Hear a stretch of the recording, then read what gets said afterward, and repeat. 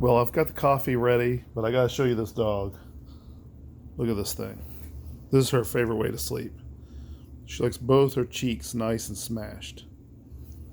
She's kind of up today, though.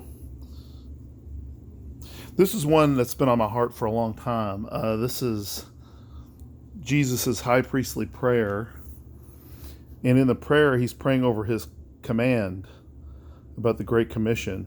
And he says, this is John 17, starting in verse 14. I have given them your word, and the word has hated them because they are not of the world, just as I am not of the world. I do not ask that you take them out of the world, but that you keep them from the evil one. They are not of the world, just as I am not of the world. Sanctify them in the truth. Your word is truth. As you sent me into the world, so I have sent them into the world. And for their sake, I consecrate myself, that they also may be sanctified in truth. It's very interesting, this command from Jesus to go into the world and yet be protected from evil. So I work in a factory setting, and many times God has blessed me with people who wanted to come hear me preach or wanted to visit my church. And this is when I was an associate pastor, and they would come by and visit. And we had a family there of wonderful Christians that we loved, and still love them to this day. But they were a little different. And I remember the first time I met them, they were a little strange. Got to get the coffee here.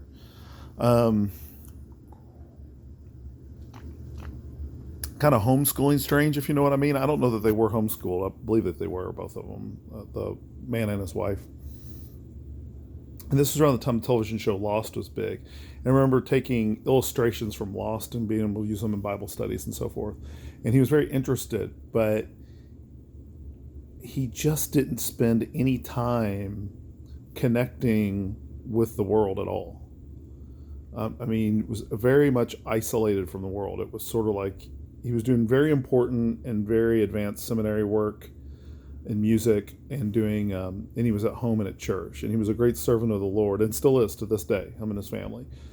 But him and I discussed his struggles with actually obeying this command to be in the world. He wasn't doing it. It's very interesting. There's always a balance to these things. It's like if you go too far in one direction, you start being out of balance in another direction that God's calling you to be in.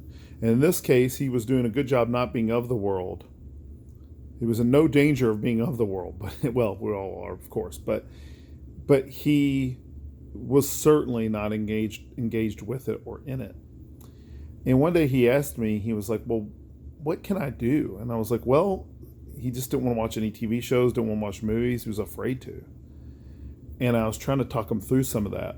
At the same time, I was reading a book. It was a correspondence debate between William Lane Craig and Sennett Armstrong on ethics and religion.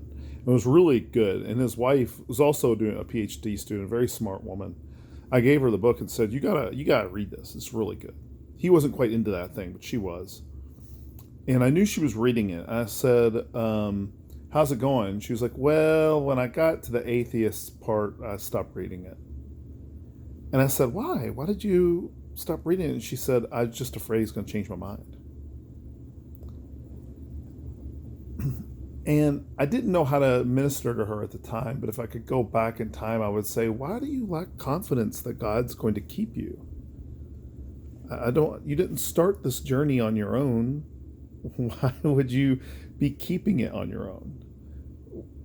I didn't give it to her because I thought she would be fooled. I gave it to her because I wanted to see her faith strengthened.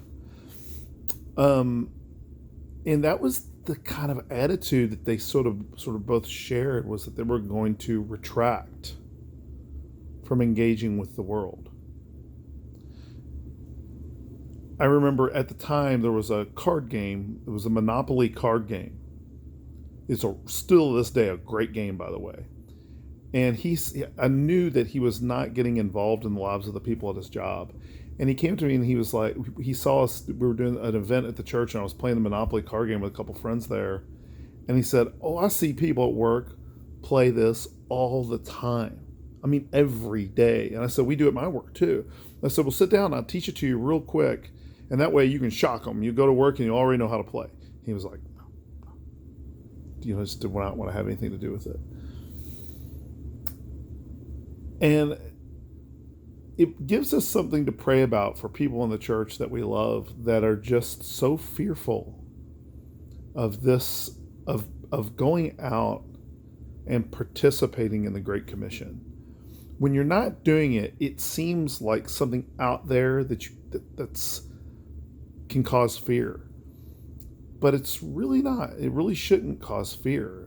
It's a joyful thing to do. But unfortunately, there are brothers and sisters out there who are struggling with this.